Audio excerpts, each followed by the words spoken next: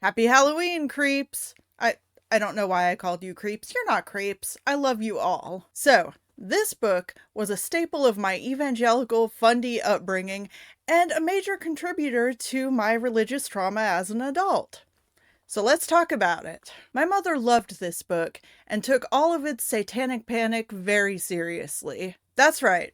This was a major work in the Satanic Panic movement, written for the sole purpose of fearmongering and working evangelical Fundie moms into a panic. Now, this book is long as hell. I'm not going to get into every single thing in it today. I'm only covering the Halloween chapter because it's October. Happy Halloween. Here's some true horror stories. Everything this woman believes is satanic, which is pretty much everything.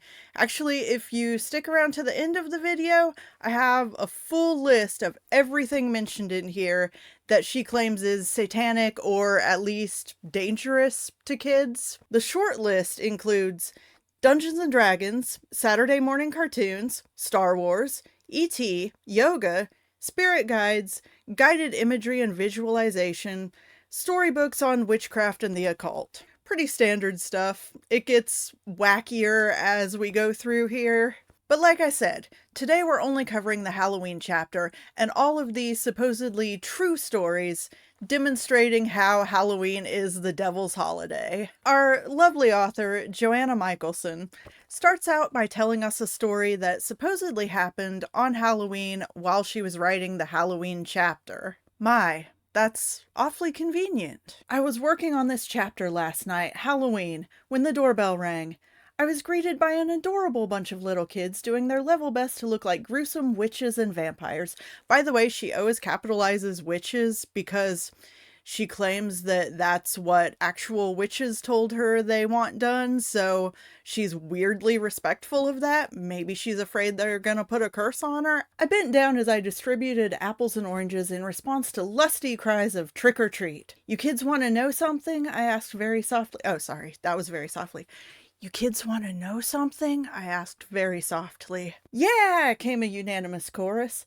With the Lord Jesus, there is no trick. He loves every one of you very much. Several little faces beamed up at me through their ghoulish makeup. That's neat, exclaimed one little girl. Yeah, chimed in a few others. And then everyone clapped. Sure, Jan. This is Jesus night, I said. Why, I'm not really sure. I was poignantly aware of the fact that this is a night the devil has made a point of claiming for himself. Is it, though? Is it, Joanna? No, it's not, snarled a hidden voice. It's Jason's night. A boy who was taller than the rest stepped out from the shadows. He was wearing the white hockey mask of Jason, the demented, ghoulish killer in the movie Friday the 13th, and was brandishing a very realistic-looking hatchet. Okay, couple things here. Jason was not the killer until the second Friday the 13th. Do you even know what you're talking about, Joanna? Spoilers, no you don't. And giving you the benefit of the doubt that this story is in any way true, that child is an idiot. No, Halloween is not Jason's night, child. It's Michael Myers' night.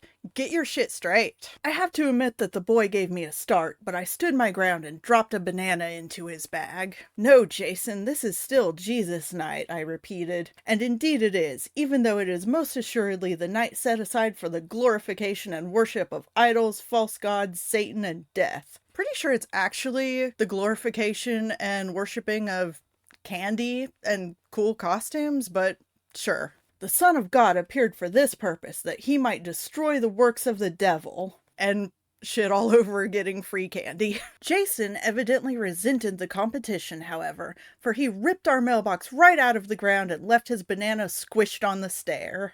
Again, assuming any part of this is true, is this kid the Hulk? Like, how badly installed was your mailbox? He ripped it out of the ground? Wait, Joanna.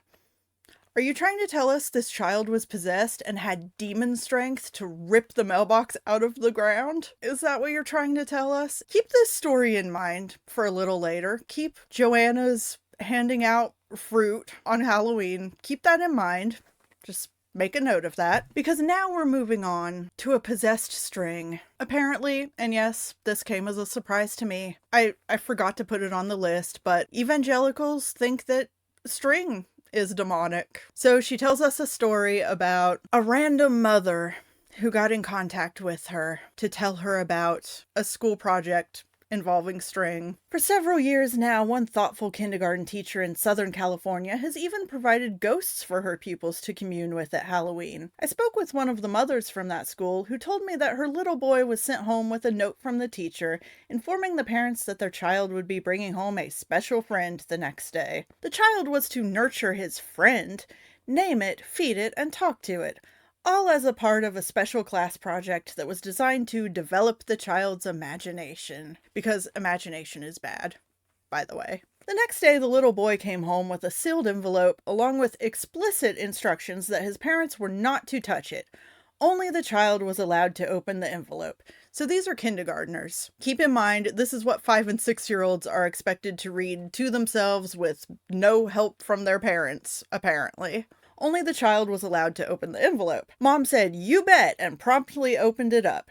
Inside was 6 inches of thick orange wool string with a knot tied a quarter of the way up to make a loop resembling a head. Okay, so it's just a piece of string with like a loop tied in it. I'm very confused about this. I tried Googling it. I can't find anything remotely like this. So I'm confused if the string itself is supposed to be the ghost, with like the loop being the ghost head and the string hanging down being the body, or if it's like one of those invisible dog joke collar and leash things. Like, is the loop a collar for the ghost, or is the loop the ghost's head? I don't know. The mimeographed letter that accompanied it read as follows: Haunted House, 001 Cemetery Lane, Spookville. Dear customer, thank you for your order. Your ghost is exactly what you ordered. You will find that your ghost is attached to an orange string. Okay, so is the string a leash and collar then? Or do they mean attached like the ghost is inside the string? I don't know what the fuck this is. I don't know what the fuck this is. Do not untie the special knot until you are ready to let your ghost go. So it's a leash and collar, basically. I guess? Your ghost will tell you when it is hungry and what it prefers to eat. Can ghosts eat? Can ghosts eat? Do they eat ghost food? I have questions that have nothing to do with demonic entities, but okay. It will sleep in the air beside you all day. So the string is gonna float next to you? Is that what this is saying? Also, do ghosts sleep? Do you have to sleep when you're a ghost? That sucks. It especially likes quiet places where there are cobwebs, creaky boards, and corners. If you follow the above directions, you will have a very happy ghost. Yours truly, Head Ghost. Now we get to the good stuff in this story. Spooky, haunted, scary string. The mother, a Christian, didn't cotton to the idea of her son taking in a pet ghost, however housebroken. Nobody said anything about housebreaking. Does a ghost shit? Do you have to take it for a walk? Does it use a litter box? Will it use the toilet? You're making it really weird, Johanna. She was also a little suspicious of her 6-year-old being addressed as dear customer. Yeah, so a 6-year-old was supposed to read this entire letter all by himself. So she confiscated the thing and put it in the garage on a shelf until she could decide what to do with it. The next day, her sister was in the garage on an errand, unaware of the matter of the ghost in the string. So the string is the ghost. The ghost is possessing the string? Whatever. Suddenly, she was frightened by the sense of a threatening presence around her. She heard the sounds of a cat hissing in the corner and something like a chatty doll mumbling incoherently at her. Okay, do you have a cat? Do you have a box full of old toys in the corner of the garage, maybe? Just a thought. Like, if you have a cat, then 10 times out of 10, your ghost is just your fucking cat. Later that night, they threw the ghost string into the garbage pail, prayed to bind and remove the entity, and were never bothered by the presence again. The family had no trouble whatever believing that a spirit had indeed been sent home with their little boy. Yeah, because of books like this. My mother, by the way, believed all of this. She used to walk around the house with her Bible, casting out demons. My childhood, guys. The family had no trouble whatever believing that a spirit had indeed been sent home with their little boy, and that it didn't much like having been assigned to a Christian household. There is a footnote here about more pet ghost adoption. Back in 1985, there was an outfit that called itself Adopt a Ghost, based where else? In Hollywood, California. I am shocked she didn't call it Holly Weird, by the way. For a paltry $10 to... It was like a weird British accent. What the fuck did I just do? For a paltry $10 to cover adoption papers and conjuring fees, you could adopt a ghost for your house, condo, apartment, or office. Rather like a Cabbage Patch Kid, which some fundies also think are demonic. Rather like a Cabbage Patch Kid, only cheaper and considerably livelier. Hauntings were guaranteed, and the ghost even came with written tips on ghost raising to make sure it would stick around. Having your own resident ghost has become something of a status symbol in some parts of the country these days. Today, right now, the year of our Lord 2023, there are all kinds of ghost adoption things you can buy on Etsy and eBay. Haunted dolls. There is the haunted doll craze. You can just pop on eBay, buy you some haunted dolls. Johanna would lose her fucking mind, I betcha. In the next section, she starts going off about church-sponsored horror. Haunted houses churches put on. Not the kind that Fundie snark channels are talking about on YouTube these days. Not the Christian hell houses. No, these are more traditional. But none of her stories really have anything to do with anything. She just kind of tells these stories with no explanation of what her point is. She just makes these churches sound like they're bad and evil and wrong for sponsoring haunted houses at Halloween. Even in the church, Halloween is a time of spooky fun and games. Any number of good, solid churches, ever mindful of their youth programs and ministries, will sponsor haunted houses designed to scare the wits out of the kids. In Bakersfield, California, Youth for Christ Campus Life, a heavy metal rock radio station, Pepsi, and Burger King are yearly sponsors of Scream in the Dark, an event held every night for about a week before Halloween. At least 20,000 people brave the chilly corridors and dark passages every year to face ghoulish figures, terrifying tunnels, and screams in the dark. Well, that's the name of the place, so I would hope so. Then she drops that. I don't think she's a very good writer. She just drops that paragraph. Then she goes on to say, a certain Assembly of God church in Tampa, Florida got more than it bargained for in that department a couple of years ago when it borrowed a coffin from a local mortuary for use at a Halloween fundraiser and found a long-forgotten dead body still in it. Okay. She does have a source for this. Most of this book, no sources. If there's a source, it's usually either a Bible passage or she's referencing yet another Satanic Panic book that she read. This has a real source. I was able to Google it. I was able to look it up, confirm it. Yes, there was a body that had been left in this coffin for, I think, 11 years. I think this body disappeared for like 11 years. It was a migrant worker. There was nothing sinister going on. Somehow this body just got misplaced.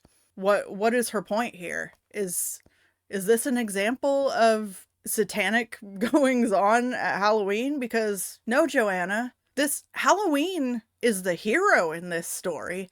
If that coffin had not ended up in that haunted house, who knows how much longer this person's body would have just been missing. Because of Halloween, because this coffin found its way to this haunted house, this body was found, and this person's family members were able to lay him to rest. Halloween is the hero in this story, Johanna. That's the point. I don't know what your point was, but that's the actual point. Then she just goes on to mention some other random haunted house and say that the advertisement reads, "You are entering at your own risk. Young children strongly recommended not to enter the house." It's just called the house.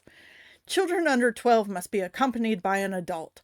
Persons with heart conditions, health problems, or pregnant women are not allowed. The warning is well given. Terror can kill. When my husband was a teenager, the family next door to him lost their toddler one Halloween when the little one opened the door to trick-or-treaters.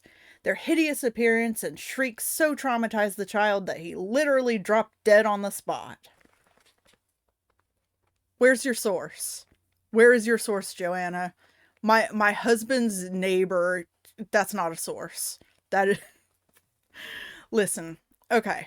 If this actually happened, I'm very sorry for your loss. However, it is extremely rare for anyone to actually be scared to death. It can happen.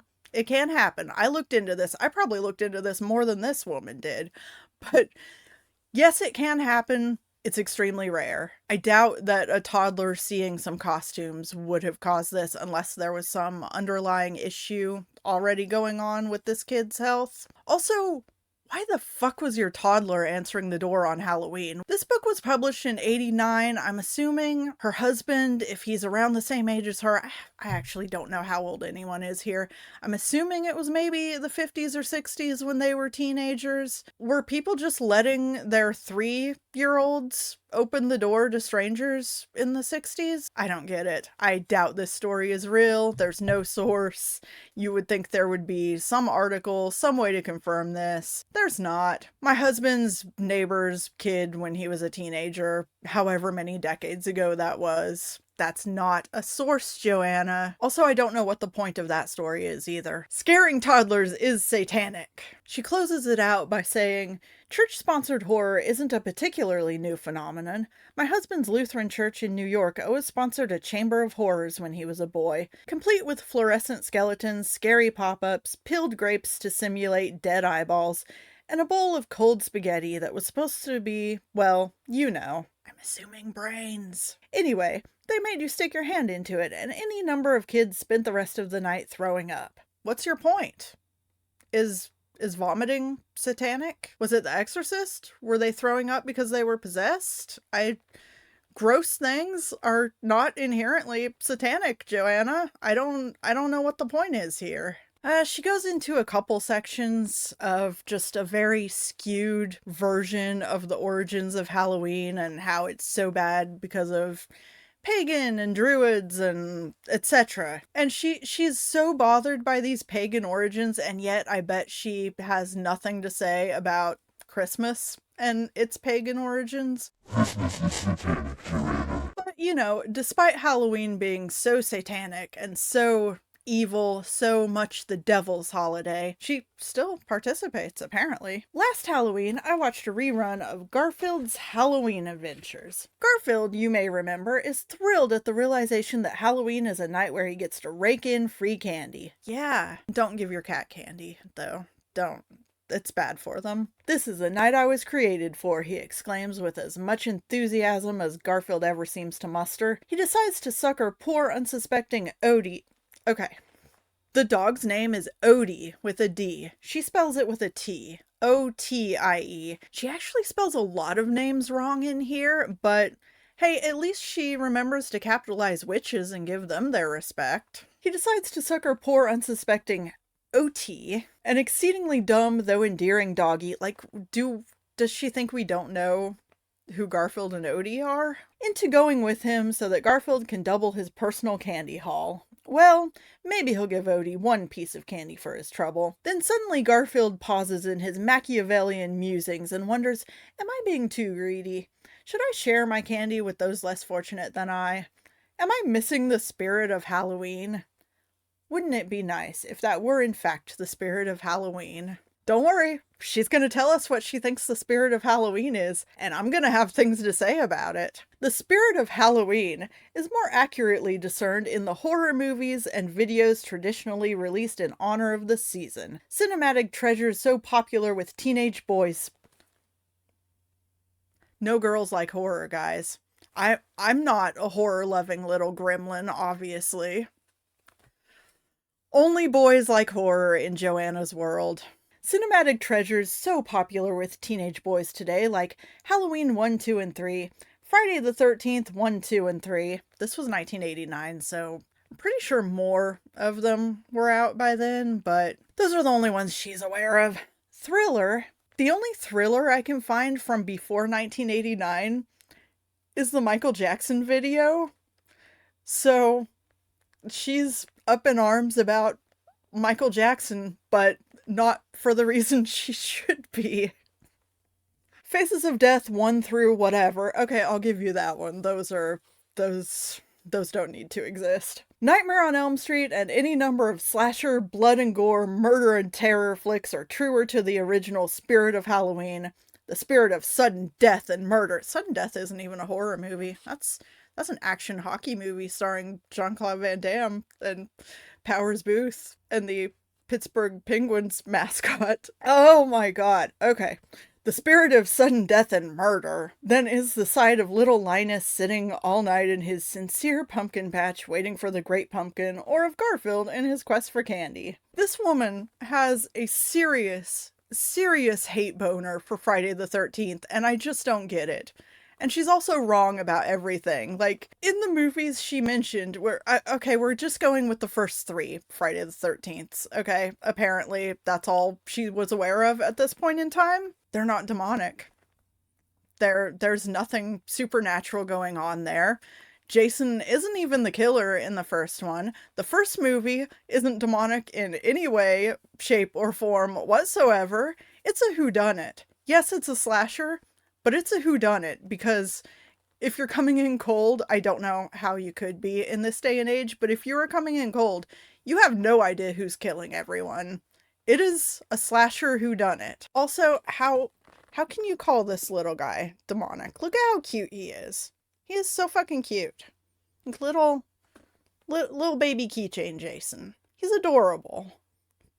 What's wrong with you, Johanna? You're making Jason sad. She then spends several pages going through the usual Satanic Panic, human sacrifice, satanic cult bullshit that you would expect from a book like this. No sources, her sources again are the Bible and another Satanic Panic book that she likes. At one point, she admits and acknowledges that Anton LaVey, the founder of the Church of Satan, doesn't believe in Satan or human sacrifice or any of that shit, and anyone who actually may be doing that shit is just a separate, individual, independent cult. But she will continue to, of course, conflate all Satanism with human sacrifice and whatever bullshit she's on about here.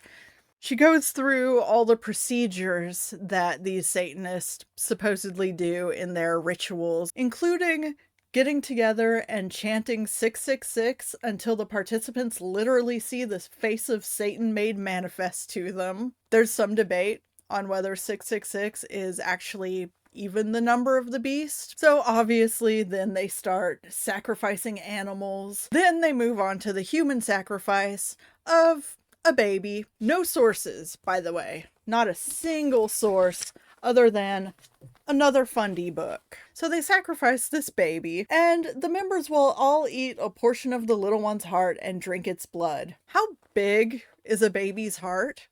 Is a baby's heart big enough for the entire cult to eat? Are they just like shaving it with a cheese grater or something? Then they apparently pull a whole Hellboy thing and go to the cemetery, dig up a corpse, do a ritual, bring the corpse back to life. Well, not the corpse itself. It's a demonic spirit they're apparently putting in this corpse, and it will answer questions for you like a magic 8-ball. Then she starts talking about Dungeons and Dragons, because of course she fucking does. Halloween is also a prime recruiting season for the Satanists. No, it's not. Much as the government will plant narcs is in scare quotes, which I just find very funny. Much as the government will plant narcs in various high schools she has obviously watched 21 Jump Street, in various high schools to find out who is pushing or using drugs on campus. So some Satanists may plant kids at the schools who are there solely for the purpose of discerning potential members or victims among the students. The Dungeons and Dragons clubs are prime hunting grounds for them.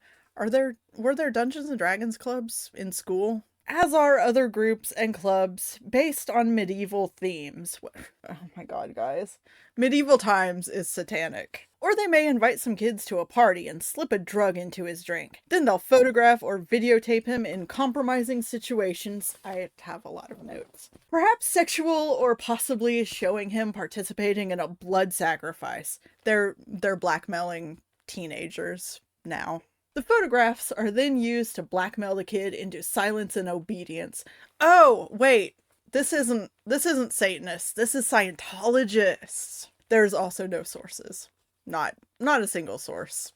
Not a single source for this. Church-sponsored haunted houses, we're bringing it back to maybe she's finally going to tell us why church-sponsored haunted houses are satanic now. Church-sponsored haunted houses are also prime hunting grounds. The Satanists watch for those kids who show a marked bent for the macabre and the sinister, and they invite them to a real good, that's in scare quotes again, party being held elsewhere, which proves to be a lower level ritual held for the purpose of initiating these kids into Satanism. I know that many of you reading these words will find all this beyond belief. Yeah, because it's bullshit. Many of you will find it impossible to accept the fact that human beings could be capable of such deliberate and unspeakable horrors. Yet it is true. It actually happens. No, it doesn't. And not just in California. She also has a weird hate boner for California, I guess, where the demented and criminally insane are expected to reside. Oh, that sentence got worse. But in virtually every state and major community in this country, these people are not insane in the classical sense of the word. Well, thank you. I'm glad my bipolar doesn't automatically mean I'm a Satanist. They are committed worshippers of the one who has been called a murderer from the beginning. Oh my god, guys, she has a source for this. She has a source. She has a source for this. Wait. Oh, the source is a Bible verse. It's John 8:44. Okay. So, should your family participate in the traditional Halloween celebrations? Absolutely. If you and or your children are witches, Satanists, humanists, yeah. So the first several chapters here are just about how terrible humanism is. Witches, Satanists, humanists, atheists, or anything other than born-again Christians or Orthodox Jews. For a true Christian to participate in the ancient trappings of Halloween is as incongruous as for a committed cult Satanist coming from a blood sacrifice on Christmas Eve to set up a creche in his living room and sing Silent Night, Holy Night with heartfelt, sincere devotion to baby Jesus. Wait, okay, so Christians absolutely should not participate in Halloween.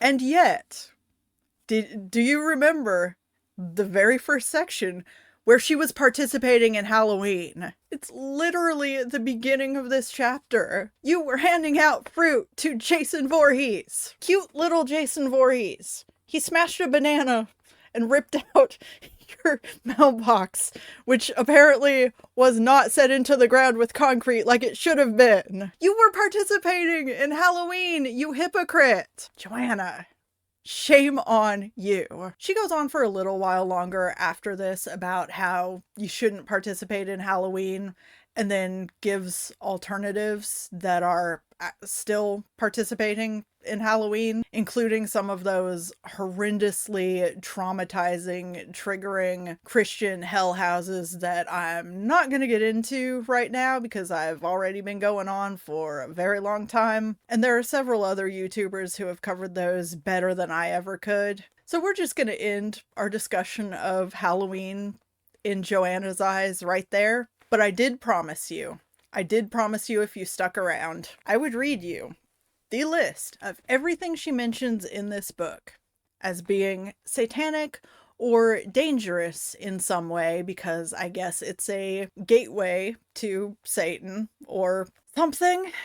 Humanism, the ACLU, Eastern religions, mandalas, yoga, karate, all martial arts actually, meditation, astrology, numerology, color healing, whatever the fuck that is, ESP, chakras, dream interpretation, crystals, anything new age, E.T., the original Star Wars trilogy. She also misspells C-3PO and R2-D2. For some reason, she spells them out instead of just using the letters and numbers. This woman is off her fucking rocker. Casper the Friendly Ghost, Bewitched, The Smurfs, He-Man, She-Ra, Wonder Woman, Jim, Care Bears, Rainbow Bright, My Little Pony, Unicorns, Pegasi,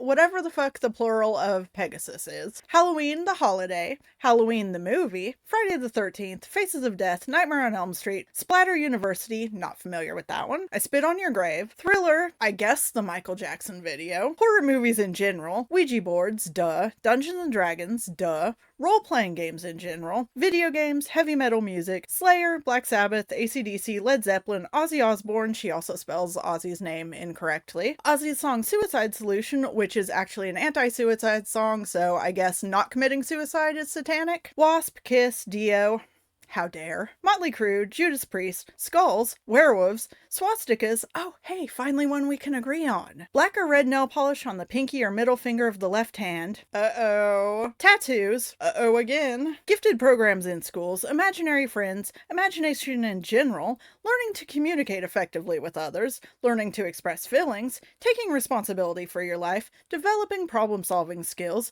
developing critical thinking skills, being open-minded, journaling, sensitivity training, therapy, psychology, feminism, self-esteem, intuition, privacy, civil liberties, rectifying social injustices, the separation of church and state, not believing the Bible is a literal historical document, fighting censorship and book banning, very relevant to today, peace and unity. Go out and commit some of these satanic sins today. Join my Patreon. That's the most satanic thing you can do. Hail Satan.